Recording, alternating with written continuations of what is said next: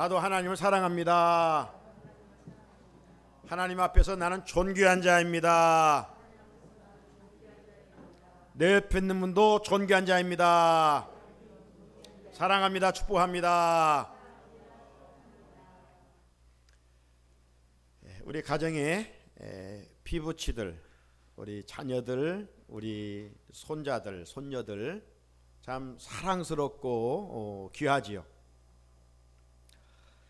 그렇기 때문에 손자, 손주들이 할아버지, 할머니 이거 해주세요, 저거 해주세요 부탁하면 사랑스럽기 때문에 다 들어줍니다. 또 어릴 적부터 이렇게 어른들의, 가족들의, 주변 사람들의 사랑을 받고 자란 아이들이 나중에 성장에서도 대인관계가 원만하고 서로 사랑을 많이 하며 사랑을 받고 건강한 인격체로 자라갈 수 있다고 하지요. 그런 의미에서 우리 자녀들이 정말 어릴 적부터 많은 인정, 많은 사랑 받는 일은 참으로 중요한 일이다. 그 인격 형성에 아주 큰 버팀목과 같은 것이라 라고 할 수가 있습니다. 그럴 때 이 사회성도 좋을 뿐만 아니라 어떤 창의력도 좋다라고 말합니다. 하지만 아무리 귀엽고 사랑스럽다라고 할지라도 마냥 오냐 이렇게 하면 안 되죠. 버릇없이 구는데도 지켜만 보고 있으면 안 되죠. 잘못했을 때에는 책망도 하고 혼도 내주고 매를 들기도 해야 합니다. 그렇지 않으면 할아버지 수염 가지고 장난감인 줄 알고 놀고 있다고 하잖아요. 그래서 이 자녀 교육은 칭찬과 책망, 당근과 채찍 이걸 적절하게 잘 사용할 수 있는 지혜를 가져야 한다. 이렇게 교육학에서 말하고 있지 않습니까? 우리 하나님께서도 자녀인 우리들과 관계에서 이미 샘플로 보여주신 이스라엘 백성들과의 관계에서 이 원리를 아주 정확하게 말씀해 주셨어요. 너희들이 내 말을 듣고 순종하면 복을 받고 너희들이 내 말을 듣고도 순종하지 아니하면 저주를 받는다. 제가 이 말씀을 장황하게 부연 설명하기보다는 직접 우리가 하나님의 말씀을 눈으로 보고 읽어보면 좋겠습니다. 신명기 28장 1절로 6절의 말씀입니다. 신명기 28장 1절로 6절 읽어봅니다. 시작. 내가 내 하나님 여호와의 말씀을 삼가 듣고 내가 오늘 네게 명령하는 그의 모든 명령을 지켜 행하면 내 하나님 여호와께서 너를 세계 모든 민족 위에 뛰어나게 하실 것이라. 내가 내 하나님 여호와의 말씀을 청중하면 이 모든 복이 내게 임하며 내게 이르리니 성읍에서도 복을 받고 들에서도 복을 받을 것이며 네 몸의 자녀와 네 토지의 소산과 내 짐승의 새끼와 소와 양의 새끼가 복을 받을 것이며 내 광주리와 떡 반죽 그릇이 복을 받을 것이며 내가 들어와도 복을 받고 나가도 복을 받을 것이니라. 아멘. 복 받기 좋아하잖아요. 말씀에 순종하는 자에게 이 복뿐만 아니라 15절까지 보면 이 복에 대한 말씀인데 말씀에 순종하면 대적을 하나님이 막아주시고 그리고 범사의 손으로 하는 모든 일에 복을 주시겠다 이렇게 약속하셨어요. 이 말씀만 있는 게 아니에요. 이어지는 16절 이하에 곱절 이상 하나님의 말씀에 불순종하면 어떻게 되는가? 제가 몇 절 읽어봅니다. 15절부터 19절. 네가 만일 네 하나님 여호와의 말씀을 순종하지 아니하여 내가 오늘 네게 명령한 그의 모든 명령과 규례를 지켜 행하지 아니하면 이 모든 저주가 네게 임하며 네게 이를 것이니 네가 성읍에서도 저주를 받으며 들에서도 저주를 받을 것이요 또 네 광주리와 떡반죽 그릇이 저주를 받을 것이요 네 몸의 소생과 네 토지의 소산과 네 소와 양의 새끼가 저주를 받을 것이며 네가 들어와도 저주를 받고 나가도 저주를 받으리라. 이렇게 경고하셨어요. 사랑하는 성도 여러분, 우리가 믿는 하나님 어떤 하나님이시죠? 사랑의 하나님이시면서 공의의 하나님이십니다. 이 사랑의 하나님은 우리들이 여호와의 말씀을 듣고 순종하면 은혜를 입어 복을 누리게 하시지만, 공의의 하나님의 잣대로 말씀에 불순종하면 하나님께서 책망하시고 거기에 합당한 징계를 허락하신다는 겁니다. 우리들이 이왕 예수를 믿을 바에야 우리가 시시하게 예수 믿지 말고 제대로 예수를 믿어야 돼요. 제대로 예수를 믿는다는 건 뭡니까? 어떤 부분은 내가 마음에 맞으니까 그 말씀은 지키고, 어떤 말씀은 힘드니까 내가 지키지 않고, 이게 아니에요. 내 입맛대로 예수를 믿는 게 아니라 하나님이 살아계심을 믿는다면 이왕 믿을 바에야 하나님의 말씀대로 믿고 약속하신 복을 누리자 이거죠. 우리가 살아가면서 고난을 받는다면 거기에는 분명 고난의 뜻이 있어요. 크게 보면 두 가지일 수 있어요. 하나는 욥의 대명사, 고난의 대명사 욥처럼 하나님의 시험 속에서 고난받는 것이 있어요. 이 고난은 이기면, 승리하면 더블의 축복이 있어요. 하지만 내 죄값으로, 내가 잘못해서, 내가 실수해서 받는 고난이 있다면 그 고난은 결코 플러스의 유익이 될 수가 없겠지요. 하지만 택한 백성들에게 하나님이 허락하시는 이 모양 저 모양의 고난은 불신자들이 당하는 심판이 아니라 회복의 은혜라고 하는 거예요. 그래서 고난에는 뜻이 있어요. 그래서 믿는 자들에게 말씀 안에 있을 때 고난은 결코 마이너스가 될 수가 없어요. 오늘 본문은 사사시대를 배경으로 하고 있습니다. 이 사사시대는 모세의 후계자 여호수아가 그 군대와 더불어 싸워 약속의 땅 가나안을 정복한 시대를 말합니다. 더 정확하게 이제 이 시대를 조명해 보면 어떤 사사시대의 분기점이 있는데, 그 분기점은 뭐냐? 여호수아의 삶과 죽음입니다. 여호수아와 생과 사를 가리켜서 오늘 본문전 2장 20절은 이렇게 말씀하고 있습니다. 같이 한번 읽어볼까요? 시작. 그 세대의 사람도 다 그 조상들에게로 돌아갔고 그 후에 일어난 다른 세대는 여호와를 알지 못하며 여호와께서 이스라엘을 위하여 행하신 일도 알지 못하였더라. 여러분, 이 말씀을 주목해 보십시오. 시작이 어떤 말로 시작됩니까? 그 세대의 사람도. 그 세대의 사람도라고 하는 이 말씀과 더불어 또 하나의 비슷한 개념의 말씀이 나오는데, 어떤 말씀입니까? 다른 세대. 다른 세대. 그 세대의 사람과 다른 세대. 이게 바로 여호수아의 생과 사의 분기점에 있는 사람들을 말합니다. 좀 더 구체적으로 말하면 먼저 나오는 그 세대의 사람들이란 여호수아와 더불어서 가나안 정복 전쟁에 참여한 사람들, 그리고 그 가족들을 말합니다. 이들은 구체적으로 하나님이 행하시는 많은 일들을 직접 경험한 세대들입니다. 실상 불순종하다가 출애굽한 1세대들은 여호수아 갈렙에는 다 죽었어요. 그리고 2세대들만 약속의 땅에 여호수아 갈렙 1세대와 더불어 들어갔지 않았습니까? 자, 이 그 세대의 사람들이란 바로 어떤 경험을 했느냐? 가나안 땅을 들어가기 전에 그때 모맥을 거두는 시기라고 했습니다. 그 요단강에 물이 넘치고 있었던 때예요. 요단강을 넘어야 가나안 땅을 가는데 그 요단강이 장애물이었습니다. 그때 하나님께서 홍해를 가르시듯 물이 넘치는 요단강을 갈라주셔서 이스라엘 백성들이 물을 건너갔지요. 엄청난 경험을 했어요.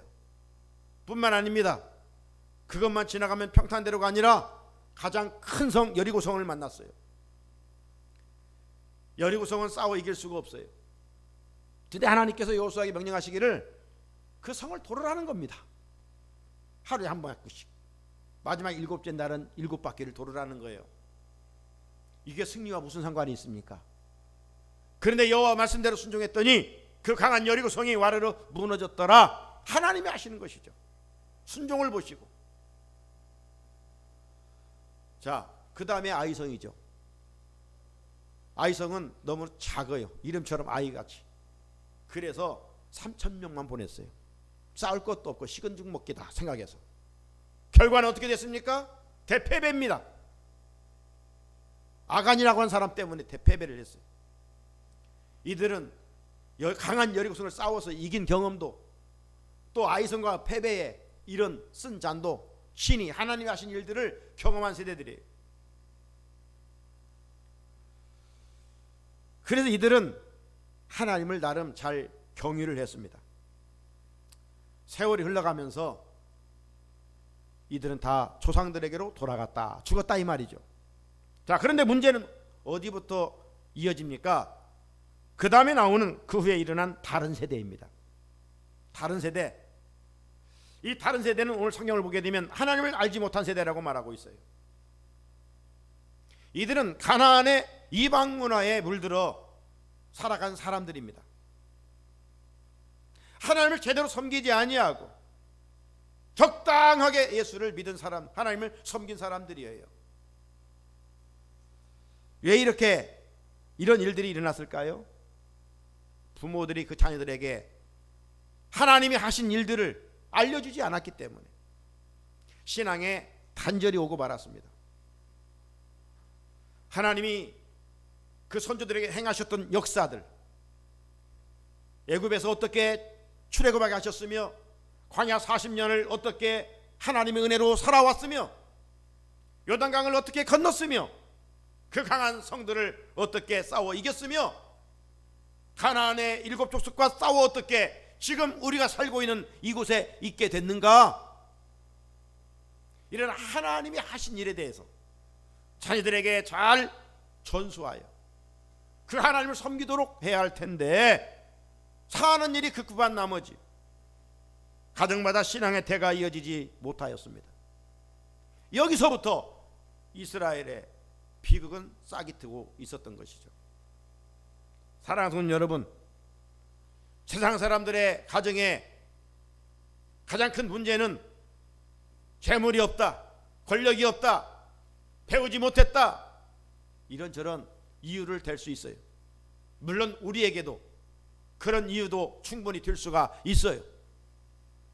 하지만 그리스도인들의 가정에 있어서의 최고의 아픔과 고통은 신앙의 단절인 것이죠. 그렇다면 부모의 신앙이 자녀들에게 이어지지 못하였다면 그 일로 정말 아파하고 어떤 것 때문보다도 더 고통을 당해야 됩니다. 왜 그래요? 그 영혼의 종착역이 어딘지를 알고 있기 때문입니다.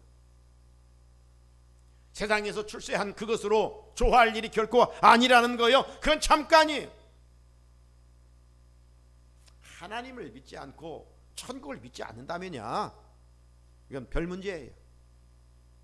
그러나 천국을 믿고 지옥을 믿는다면, 신앙에 단절이 됐는데도 아파하지 않는다면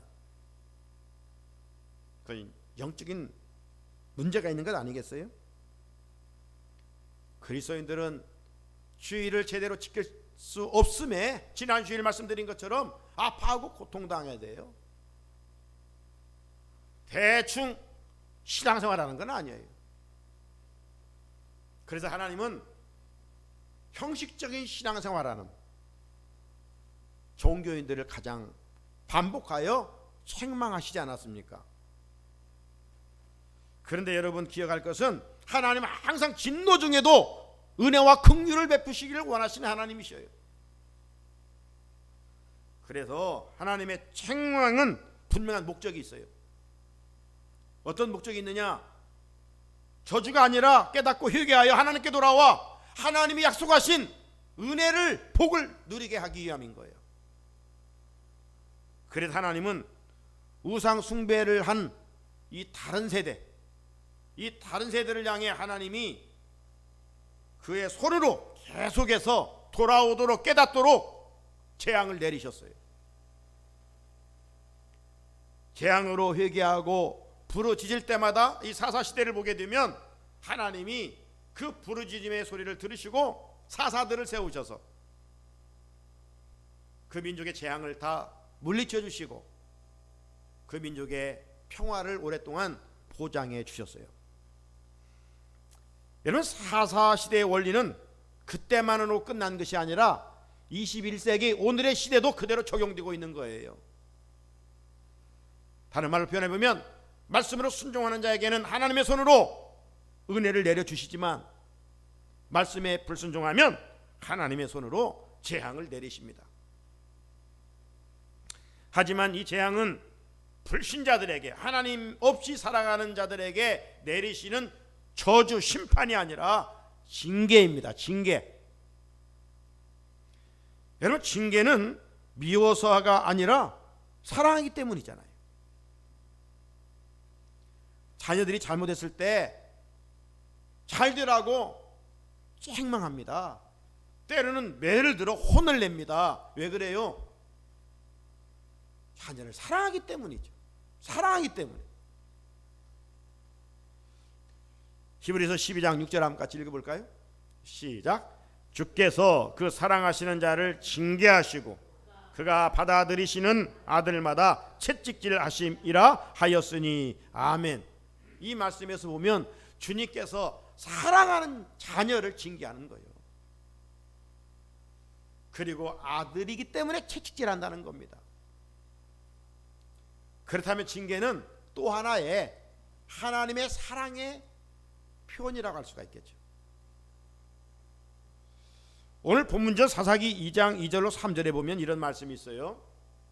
너희는 이 땅의 주민과 언약을 맺지 말며 가나안 족속들과 말합니다. 그들의 제단을 헐라. 그들은 지금 바알, 아세라 신을 섬겼기 때문에 이런 것들을 헐라 하였거늘 순종해야 될 텐데 너희가 내 목소리를 듣지 아니하였으니 어찌하여 그리하였느냐. 그러므로 내가 또 말하기를 내가 그들을 너희 앞에서 쫓아내지 아니하리니 그들이 너희 옆구리에 가시가 될 것이며 그들의 신들이 너희에게 올무가 되리라 말씀하셨어요. 하나님의 말씀을 불순종하고 저들이 섬긴 신을 따라 살아가면 복을 받는 것이 아니라 오히려 저들을 옆구리를 찌르는 무서운 가시가 되고 그것들이 결국 너희를 넘어뜨리는 올무가 될 것이다, 이거죠. 이렇게 말씀했을 때 이스라엘 백성들이 이렇게 살면 멸망한 줄 알고 말씀에 순종하며 살겠습니다, 아멘 아멘 화답했어요. 그런데 문제는 뭐냐? 들을 때는 아멘 했는데, 그렇게 산다고 말씀은 들으면서 결단했는데 삶의 자리에 가서 순종하지 않았다는 것이죠. 이방 문화와 대충 짝지어 살았다는 거예요. 오늘날 그리스도인들 중에도 이런 종류의 사람들이 적지 않게 있습니다. 예배드릴 때는 말씀을 듣고 아멘 그렇게 살겠습니다. 또 하나님의 말씀대로 사는 것이 복인 줄로 잘 알고 있습니다. 그런데 삶의 자리에 가서 말씀 없이 세상 방법대로, 방식대로, 세상 논리대로, 세상 가치관대로 대충 타협하여 살아간다는 것이죠. 누구처럼? 마치 사사시대 다른 세대들처럼 말입니다. 이것이 오늘날 한국교회의 성도들의 큰 약점입니다. 머리로 말씀은 잘 알고 있어요. 지적신앙 대당해요. 한국교회처럼 제자훈련도 잘 많이 받고 성경 공부도 많이 한 교인들 없어요. 머리로는 잘 알아요. 그리고 느껴요. 가슴으로 정적인 신앙이 있어요. 문제는 무엇입니까?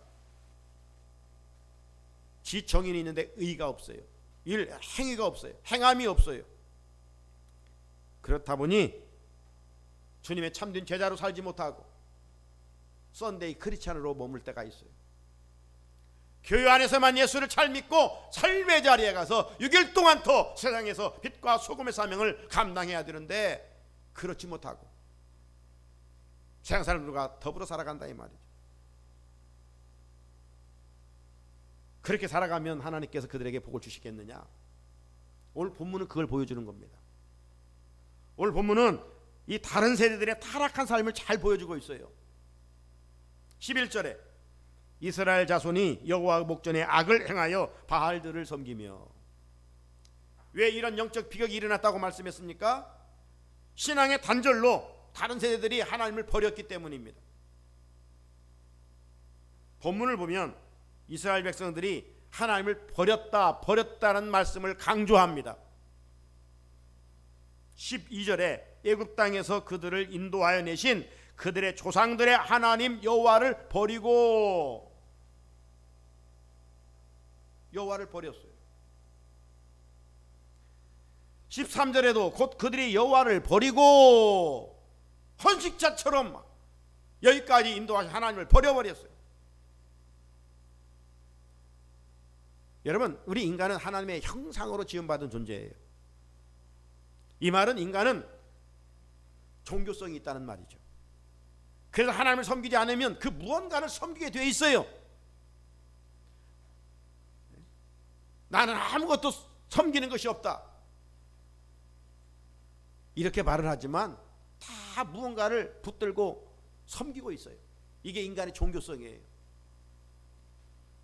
다른 말로 하면 하나님 창조주를 섬기지 않으면 피조물 그 무언가를 섬긴다 이 말이죠. 그래서 오늘 12절을 다시 보면 애굽에서 인도해내신 조상들의 하나님을 버린 결과 저들이 어떻게 행동합니까? 이 다른 세대들은 다른 신들, 곧 그들의 주위에 있는 백성의 신들을 따라 그들에게 절했다. 하나님을 멀리하면 멀리할수록 다른 보이는 피조물을 가까이 하고 거기에 경배하고 절하고 살아가는 거예요. 이어지는 13절도 보세요. 다른 세대들의 여호와를 버린 결과 무엇을 섬겼다고요? 바알과 아스다롯을 섬겼으므로. 하나님부터 멀어지면 하나님이 싫어하신 것을 또 섬기게 돼 있어요. 이게 인간이에요. 이게 인간의 종교성이에요. 그 결과는 무엇일까요? 우상을 섬겨 잘 된다면야 섬겨야 되죠. 그런데 그렇지 않아요. 여호와의 손은 언약하신 대로 저들에게 축복 대신 저주를, 재앙을 내렸어요. 그 내용이 14절입니다. 여호와께서 이스라엘에게 진노하사 노략하는 자의 손에 넘겨주사 그들이 노략을 당하게 하시며 또 주위에 있는 모든 대적의 손에 팔아 넘기심에 그들이 다시는 대적을 당하지 못하였으며.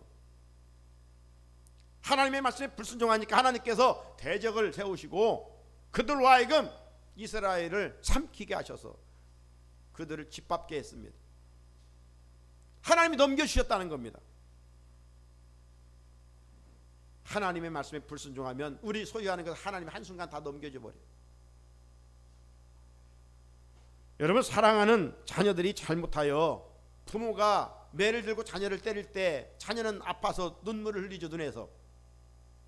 하지만 자녀를 때리고 자녀의 눈에서 눈물을 보는 부모의 마음은 더 아픈 것 아니겠어요?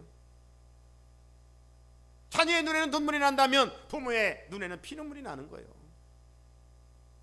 이처럼 하나님께서 사랑하는 자녀를 징계할 때 더 큰 아픔과 더 큰 고통을 가지고 계시는 거예요.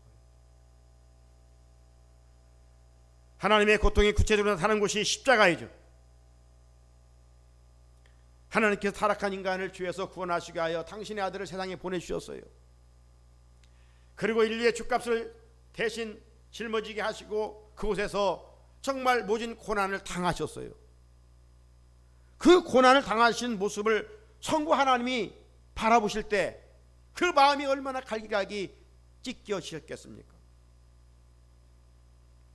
이런 정말 아픔과 고통을 하나님께서 겪으셨고 그 아들의 피값으로 죄인은 우리들의 죄를 용서해 주시고 우리를 구원하여 자녀 삼아 주셨는데 하나님의 말씀 듣고 복 있는 사람으로 살아가라고 하나님이 말씀하시건만 그렇지 못하고 있으니, 불순종하고 있으니 하나님이 그냥 지켜만 보고 계시겠습니까? 회개하도록, 돌아오도록, 깨닫도록, 말씀에 순종하도록 여호와의 손으로 재앙을 내리신다는 겁니다. 15절 한번 읽어볼까요? 시작. 그들이 어디로 가든지 여호와의 손이 그들에게 재앙을 내리시니 곧 여호와께서 말씀하신 것 같고 여호와께서 그들과 맹세하신 것과 같아서 그들의 괴로움이 심하였더라. 아멘.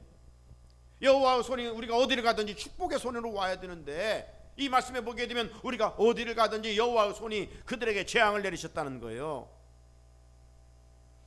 여러분, 징계하시는 것은 하나님의 마음이 고약해서가 아니라 언약하신 대로 행하기 때문입니다.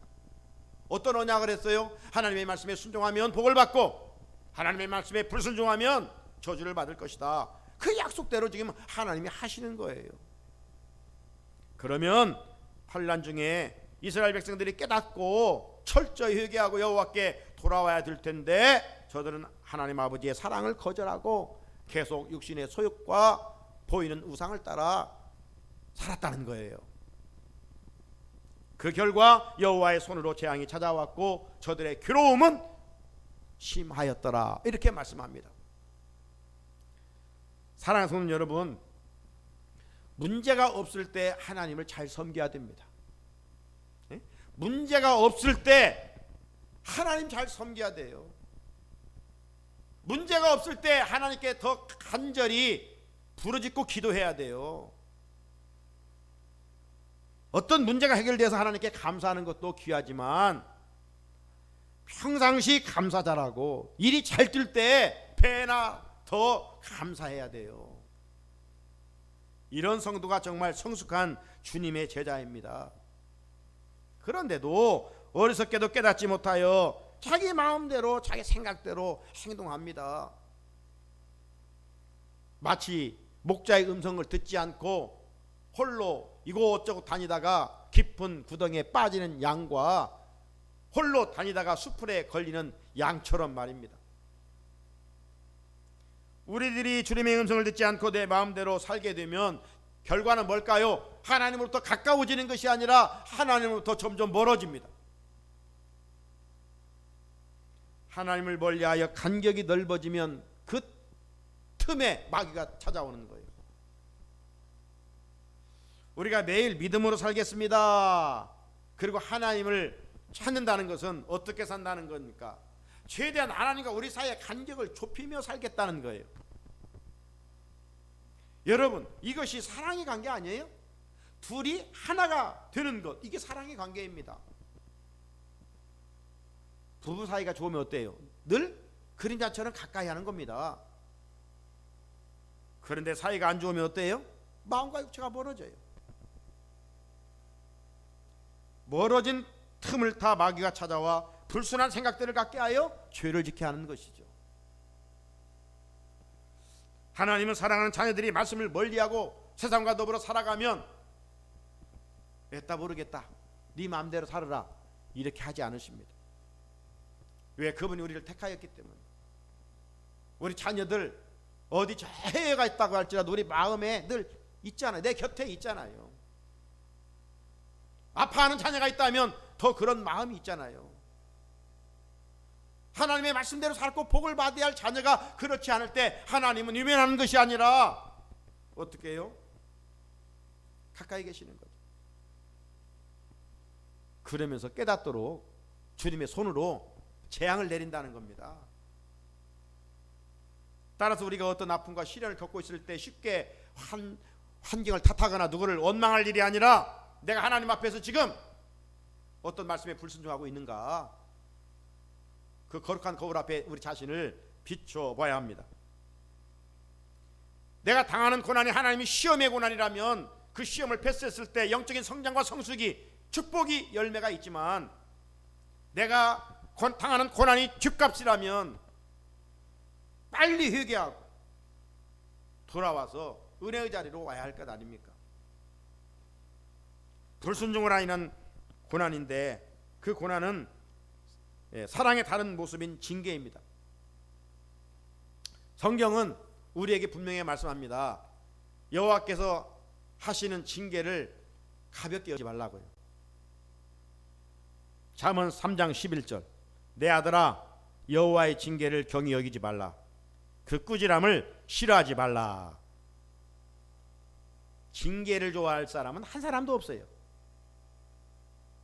하지만 징계를 통하여 변질된 부분을 우리 하나님은 새롭게 하시기를 원하셔요. 리모델링 하기를 원하셔요. 그래서 징계는 축복이기에 하나님은 사랑하시는 자녀들이 말씀에 불순종하고 잘못된 길로 갈 때 반드시 징계하신다는 거예요. 이어지는 12절 잠언 3장 12절에 대저 여호와께서 그 사랑하시는 자를 징계하시기를 마치 아비가 그 기뻐하는 아들을 징계함같이 하시느니라. 자녀들이 그릇된 길로 가게 될 때 마냥 오냐 하면 훗날 그 자녀들 때문에 부모의 고통이 따른다는 겁니다. 그렇지 않겠어요? 엘리 제사장에게 홈니와 피나스 두 아들이 있었는데 아주 못됐죠. 행실이 악한 자예요. 그래서 듣는 소리가 있었는데도 엘리 제사장이 대충 눈 감고 지나갔어요. 그 가문이 어떻게 됐습니까? 그야말로 하나님의 저주가 임하고 씨가 말랐어요. 혼을 내서 하나님의 자녀답게 사용했어야 될 텐데, 그러면 좋은 제사장의 가문을 이어갔을 텐데 그렇지 못했어요. 반면에 잘못된 자녀들을 징계하면 바르게 자라 훗날 부모의 큰 기쁨도 되고 평안도 보장받게 되는 겁니다.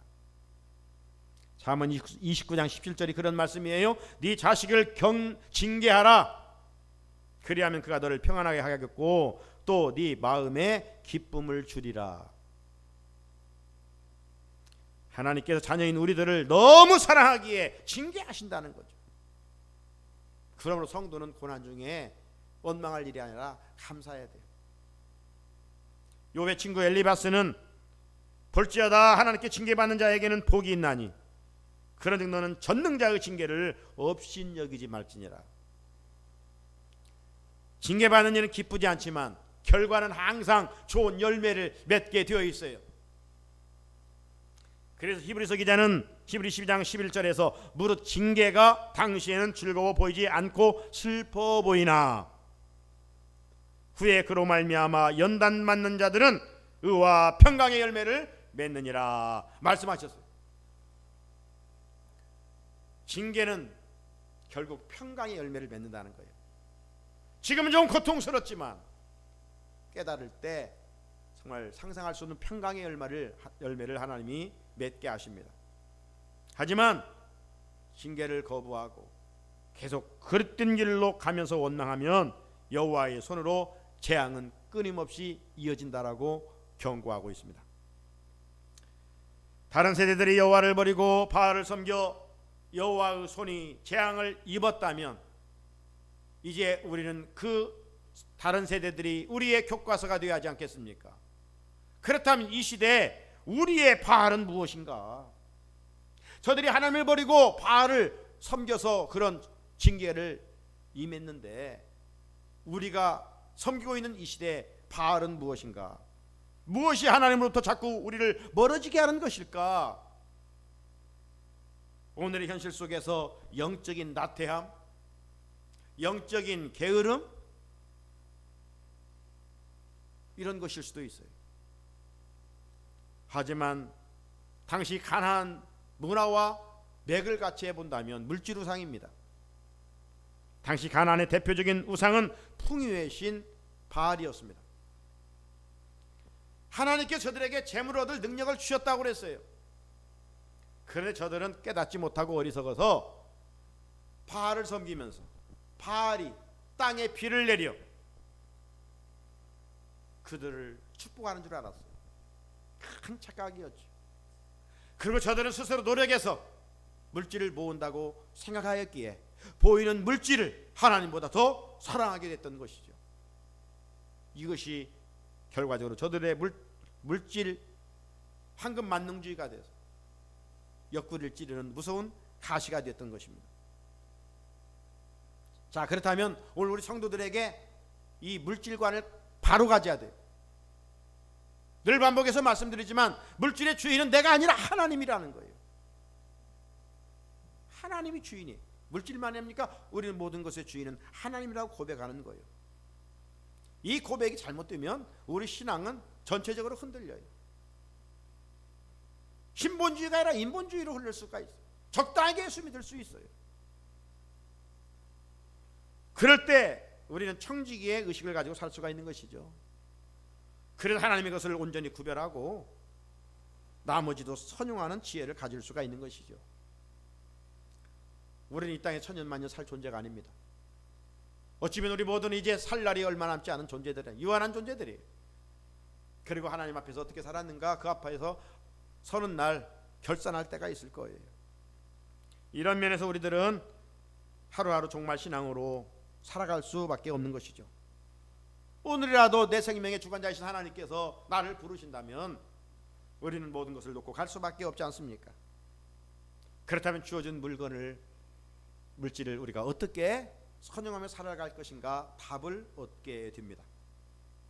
입으로만 주님을 사랑한다고 말하면서 탐심에 사로잡혀 있는 다른 세대와 같은 그 길을 걸어가면 안 됩니다. 내 안에 아직도 물질의 신 바알이 자리 잡고 있지는 않는지, 만약 그것이 있다면 성령으로 깨트리고 마음에 평안과 기쁨 누릴 수 있어야 됩니다. 그래야 여호와의 손으로 은혜와 복이 임하게 됩니다. 우리가 하는 인생길에 복과 저주는 말씀의 순종 여부에 달려 있습니다. 중요한 것은 말씀의 선택은 우리 각자의 몫입니다. 순종할 수도 있고 불순종할 수도 있습니다. 그러나 선택한 결과에 따라 하나님의 손은 우리에게 임할 것입니다. 어떻게 예수 믿어야 되겠습니까? 어떻게 하나님 섬겨야 되겠습니까? 적당을 물리치고 철저한 말씀의 순종을 실천하여 살아계신 하나님의 약속의 복을 누려가는 우리 가문이 되기를 주님의 이름으로 축복합니다. 하나님 아버지, 오늘도